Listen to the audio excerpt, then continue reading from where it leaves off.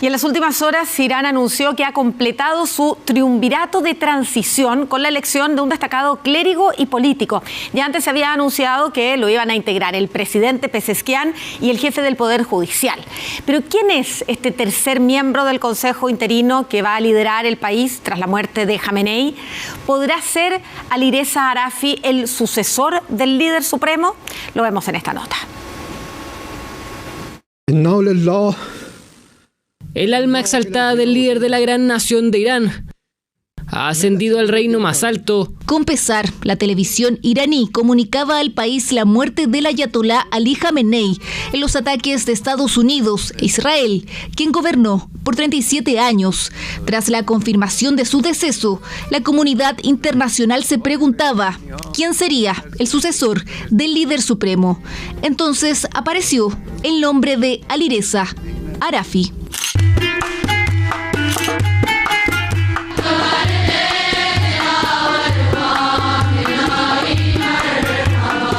Alireza Arafi, de 66 años, fue nombrado este domingo como tercer miembro del Consejo de Liderazgo de Irán, un organismo interino que liderará al país mientras se elige al nuevo líder supremo.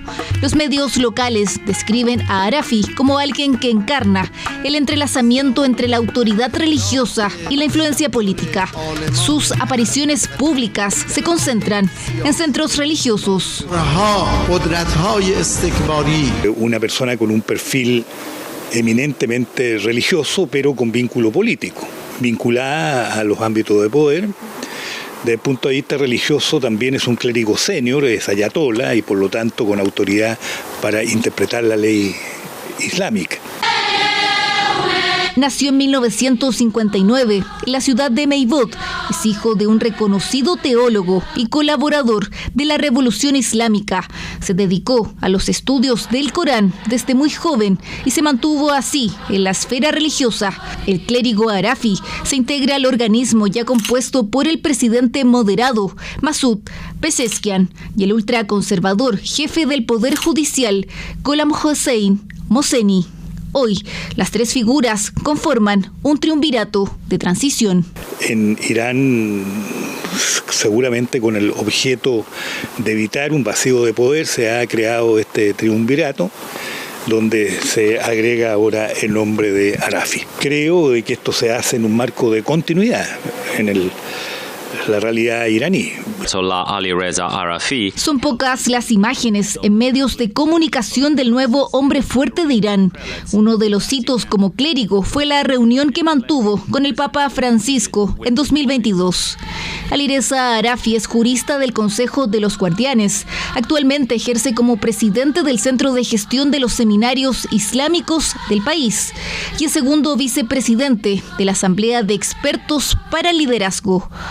¿Podría ser el próximo líder supremo? Es conocido institucionalmente, quizás para el mundo lógicamente occidental, europeo, latinoamericano, su nombre no salía, pero es una persona que lleva años en el poder y es una persona más pragmática, pero es una persona de la línea dura del Estado. Probablemente va a ser alguien de transición, una transición que muy probablemente dure bastante tiempo.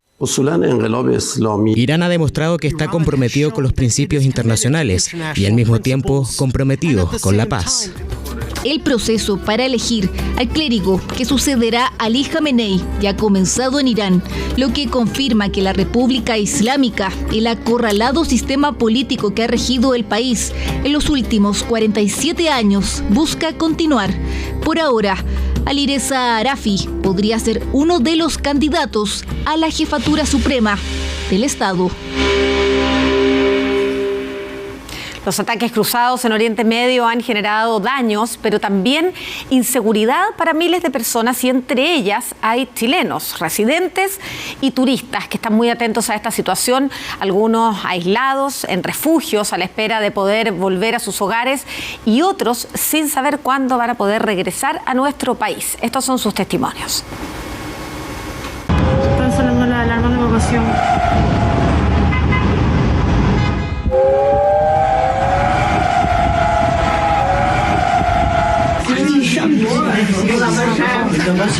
Así se vive. Los niños durmiendo. Es la realidad de miles de chilenos, quienes continúan bajo una latente incertidumbre en medio del conflicto del Medio Oriente. Ay, no. Viene para acá. Vienen 3.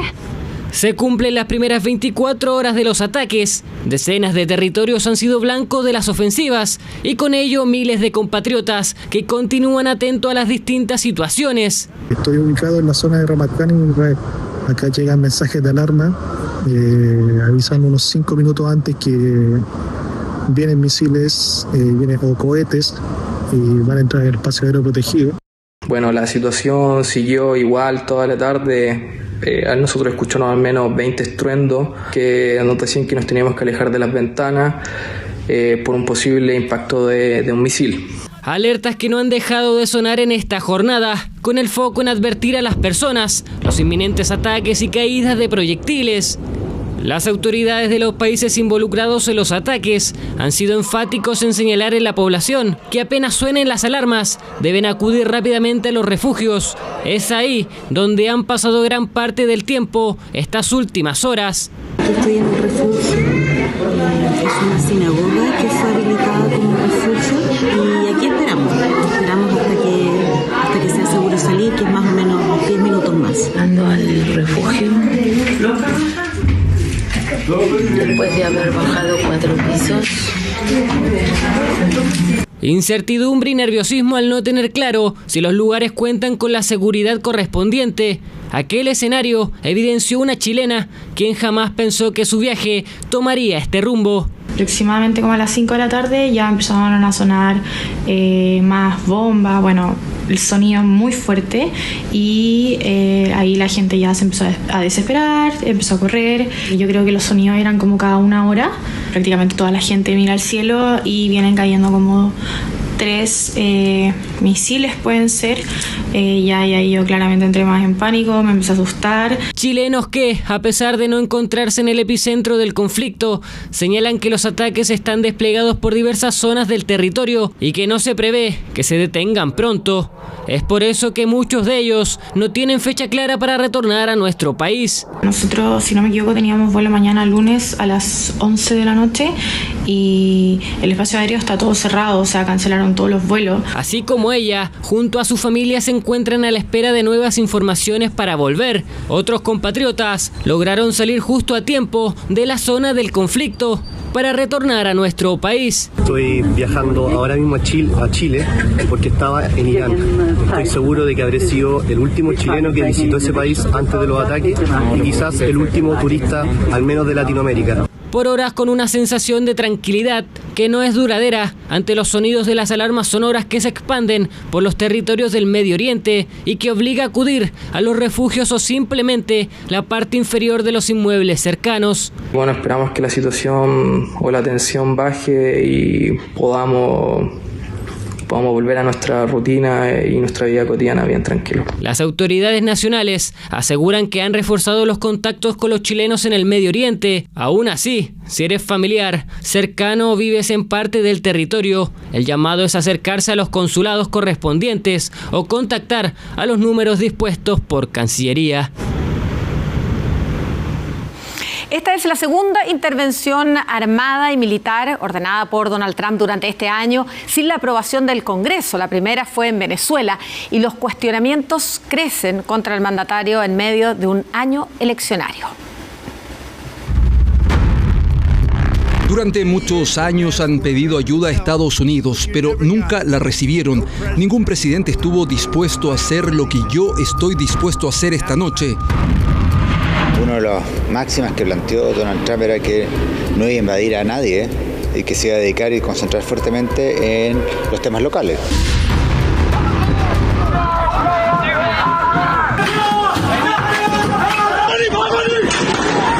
Las reacciones son múltiples a este nuevo conflicto bélico en Medio Oriente, cuyas consecuencias son imprevisibles. Una masiva operación militar nuevamente ordenada en forma unilateral por Donald Trump y sus aliados israelíes. Y la verdad es que en este año y un mes que lleva gobernando ha tenido fuertes conflictos internacionales.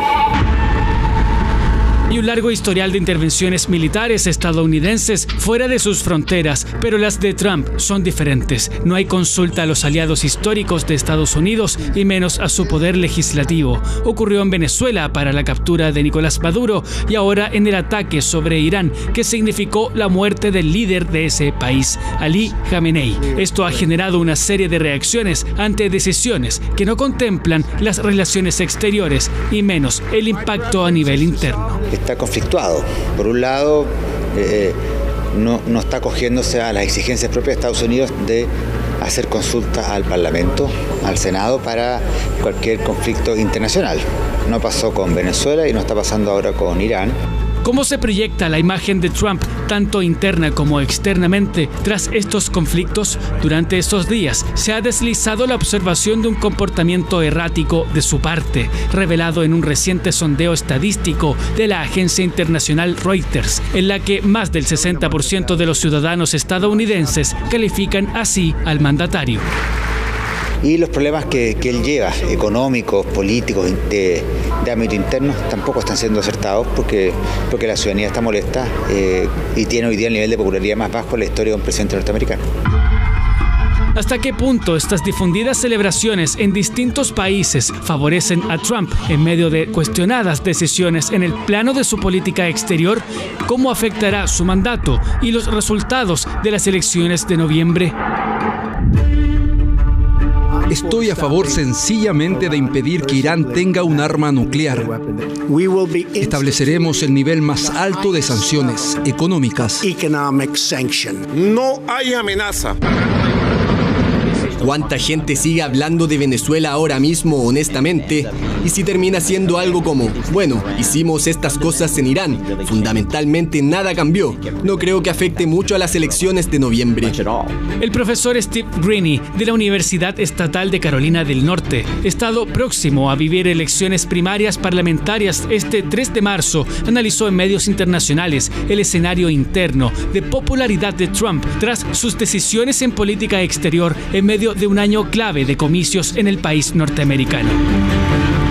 Si nos vemos arrastrados a un conflicto prolongado, parece muy probable que eso dañe aún más la popularidad del presidente Trump. Este conflicto ha puesto en cuestión las garantías de seguridad de Estados Unidos ante posibles reacciones en medio de imprevisibles consecuencias. De ser así, el escenario eleccionario podría verse afectado, según este experto. Y todo indica que este año será muy bueno para los demócratas, en gran parte porque Donald Trump, el presidente, es impopular. Mira, se le viene bastante complicado el escenario en este primer semestre y se vienen complicadas porque al interior de sus propias filas ya tiene cierto descontento. Este descontento también se expresó en sorpresivas cifras tras el sondeo de Reuters. De los que catalogaron a Trump como errático, un 30% son republicanos, es decir, de su sector político. Ha tenido fuertes conflictos internacionales y eso le genera ruido particularmente en el MAGA, en el grupo que lidera, que está muy descontento. Entonces, el escenario es un poco incierto para Donald Trump de cara a las elecciones que vienen durante este año y que podría traducirse hasta en un impeachment si es que los demócratas logran la mayoría en el Senado y en la Cámara de Diputados.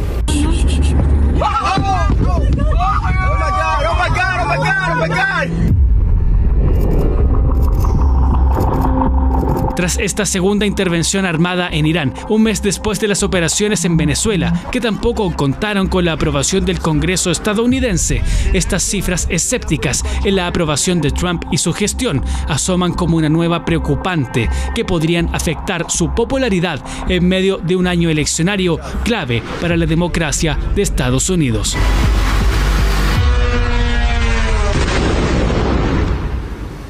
Y mientras tanto, en Irán se viven horas de máxima tensión interna. En las calles se ve un país dividido.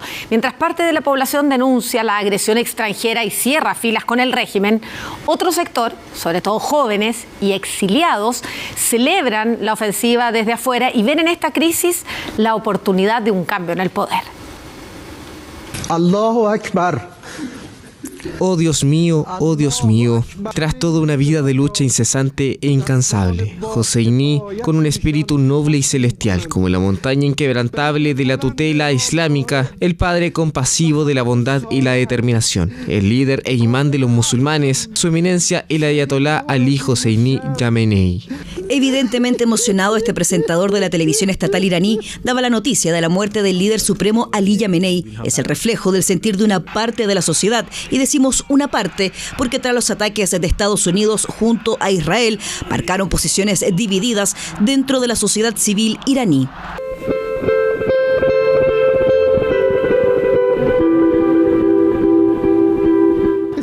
Estamos de luto profundo, pero este profundo dolor no significa que nos hayamos debilitado. Al contrario, nos hace a nosotros, el pueblo, más resilientes frente a los enemigos de Irán. El líder supremo fue como un padre para nosotros y sentimos como si hubiéramos perdido a nuestro propio padre. Hacemos un llamado a las Fuerzas Armadas para que den una respuesta decisiva a esta agresión. Mientras algunos lloran y juran venganza, otros, en cambio, celebran incluso con duras protestas en diversas localidades de Irán, donde derribaron un monumento del líder supremo. Un cambio de régimen en el corto plazo es muy complicado sin una colaboración exterior, ¿cierto? En este caso, si se depusiera el régimen por la vía armada, se necesitaría una intervención terrestre, ya que el régimen, ¿cierto?, controla todos los sectores de la sociedad iraní. Testigo de ello fue este joven chileno que estuvo en Irán por 10 días y logró salir poco antes del bombardeo. Trataba de salir, me cancelaron el vuelo 2 veces para salir de Irán. A la tercera pude, con una aerolínea iraní, pero no aceptan tarjetas de crédito internacionales, ni tampoco euros, así que tuve que depositarlo todo a una cuenta bancaria de débito iraní y comprarla a través de esta página, y pude salir hacia Estambul. Logramos hablar con Sebastián solo minutos antes a que su vuelo de regreso a casa despegara. Fue testigo en primera persona de la realidad que se vive en las calles de Teherán a través del relato de las personas comunes y corrientes que conviven con el régimen ayatolá. Vi demasiadas cosas, vi propaganda en las calles, vi carteles en contra de Estados Unidos, carteles en contra de Israel, y este sentimiento también de mostrar en los diarios y en la televisión de que el imán tiene apoyo y apoyo de la gente. Pero ¿qué era lo que pasaba realmente en las calles? Todo lo contrario. Toda la gente con la que hablé estaba en contra del imán, estaba en contra de esta república islámica, estaba en contra de el gobierno de los mulas, que son estos clérigos que controlan también parte del Estado. Esta misma oposición al régimen teocrático es el que manifestaron ciudadanos iraníes instalados en otros puntos del mundo. Salieron a las calles a festejar con la bandera utilizada hasta antes de la revolución, donde vemos al centro un sol y un león, identificándose como claros opositores al régimen ayatolá. El emblema actual, en cambio, al centro tiene 4 lunas crecientes y una espada.